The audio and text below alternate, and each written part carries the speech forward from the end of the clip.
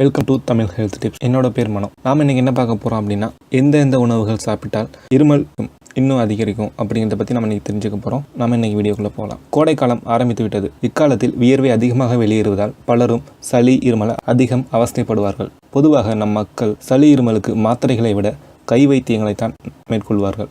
மேலும் சளி இருமலிலிருந்து விடுவிக்கும் உணவுகள் என்னவென்று தெரிந்து அவற்றையும் அதிகம் சாப்பிடுவார்கள். நம்மில் பலருக்கும் இருமல் இருந்தால் எந்த உணவுகளை சாப்பிடக்கூடாது என்று சரியாக தெரியாது. எனவே இந்த வீடியோவை பார்த்து என்னென்ன உணவுகள் சாப்பிடக்கூடாது இருமல் இருக்கும்போது, அதே போல் என்னென்ன உணவுகள் சாப்பிடணும் அப்படிங்கிறத பற்றி இந்த வீடியோவில் தெரிஞ்சுக்கோங்க. காஃபைன் நிறைந்த காஃபி, டீ போன்ற பானங்களை இருமல் இருக்கும்போது குடிக்கவே கூடாது. ஏனெனில் இதில் உள்ள காஃபைன் தொண்டையை வறட்சியடை செய்வதோடு உணவுகளை விழுங்கும்போது அசௌகரியத்தையும் உணர வைக்கும். பதப்படுத்தப்பட்ட மற்றும் சுத்திகரிக்கப்பட்ட உணவுகள் நோய் எதிர்ப்பு மண்டலத்தை பலவீனமடைய செய்வதுடன் அத்தியாவசிய செயல்பாடுகளையும் கட்டுப்படுத்தும். எனவே இருமலின் போது பாஸ்தா, நூடுல்ஸ், பிரெட், சிப்ஸ் போன்றவற்றை தெரிந்தோ தெரியாமலோ சாப்பிடவே கூடாது.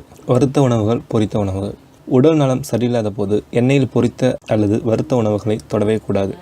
இது இருமலை மேலும் அதிகரிக்கும்.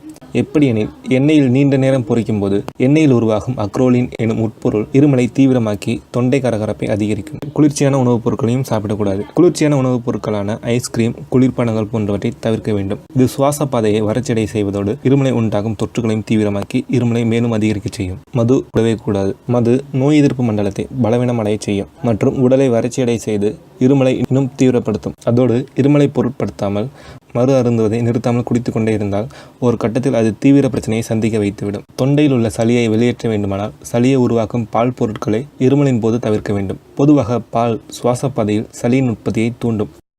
ஓகே, இது போன்ற மேலும் பல தகவல்களுக்கு தமிழ் ஹெல்த் டிப்ஸ் சேனலை சப்ஸ்கிரைப் பண்ணுங்கள். தேங்க்யூ ஃபார் வாட்சிங்.